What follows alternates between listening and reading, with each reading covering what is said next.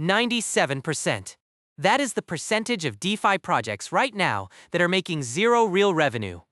If you hold any DeFi tokens, you need to hear what comes next. We were promised a financial revolution. Decentralized finance was supposed to replace the banks, cut out the middlemen, and put power back in your hands. But new data from early 2026 tells a very different story. Today, I'm breaking down the 5 brutal truths about DeFi's collapse, exposing the Ponzi mechanics still hiding inside popular protocols, and showing you exactly how to identify the tiny fraction of projects that might actually survive. The most shocking part? We'll get to that. Point 1. The graveyard is bigger than you think. Out of roughly 1,200 tracked DeFi projects, only 32 generated more than $2 million in revenue over the past 30 days. That is 2.7%. Let me put that in perspective. If DeFi were a shopping mall with 1,200 stores, only 32 of them would be making enough to keep the lights on. The rest? Empty storefronts with signs still hanging in the window. And it gets worse. Many of these projects aren't just making zero. They're bleeding cash.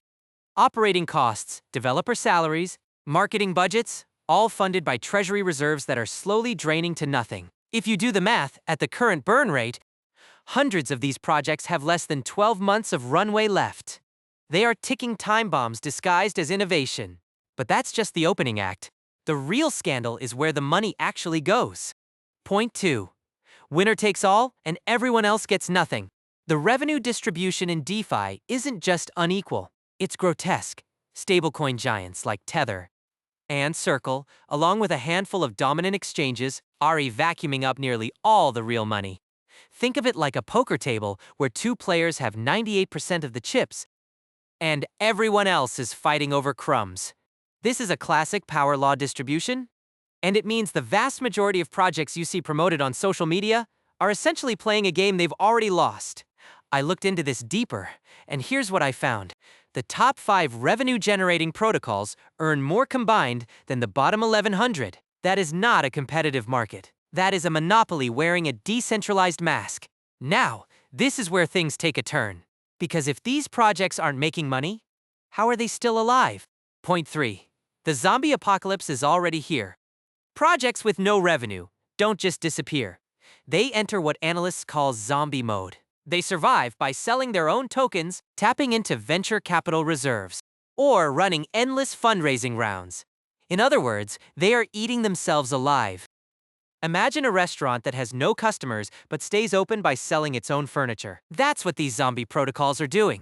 They dump governance tokens onto the open market, crashing their own price, diluting their own holders, just to pay next month's server bills. And here's the part that should make your blood boil. You, the retail investor, are the one buying that furniture. Every time you purchase a token from a project with no revenue model, you're directly funding their survival while your investment evaporates. At this rate, in 3 years, I estimate over half of today's listed DeFi tokens will be completely defunct. Delisted? Gone. But here's where it gets truly dangerous. Point 4.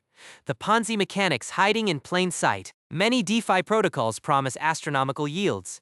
50% APY, 200%. Some even advertise over 1,000%. But ask yourself one simple question. Where is the money coming from? In a legitimate business, yield comes from revenue, fees, services, real economic activity. But in most high-yield DeFi protocols, your returns come from one place only: the next person who deposits money after you. This is the textbook definition of a Ponzi scheme. It's a closed loop. Money goes in from new users, gets redistributed to old users as so-called yield, and the moment new deposits slow down, the entire thing implodes. But there's another side to this. Not every high-yield protocol is a scam. Some use genuine strategies like arbitrage or liquidation fees. The difference is transparency. If a project can clearly explain where yield originates, and it traces back to real activity, that's legitimate. If the explanation is vague or circular, you're the product. So how do you tell the difference? That brings us to the survival guide. Point 5. How to spot the 3% that will survive.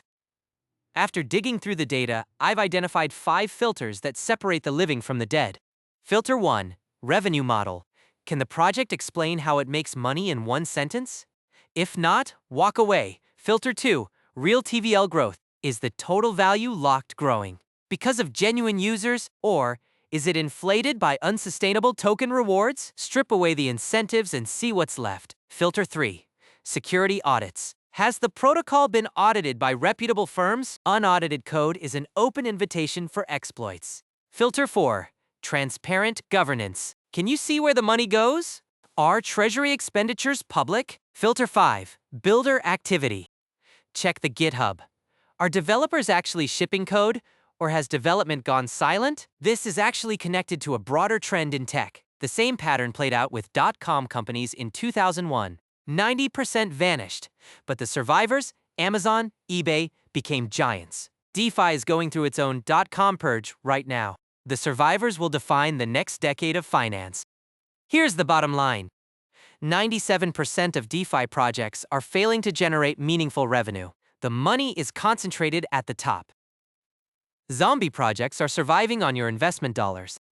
Ponzi mechanics are still everywhere. But the 3% that have real revenue, real users, and real transparency, those are the ones worth your attention. The era of blind speculation is ending. The era of fundamentals is here. If this breakdown opened your eyes, hit the like button and subscribe so you don't miss the next deep dive. I'm already working on a follow-up exposing the specific protocols that passed all 5 filters. You won't want to miss that one. Stay sharp out there.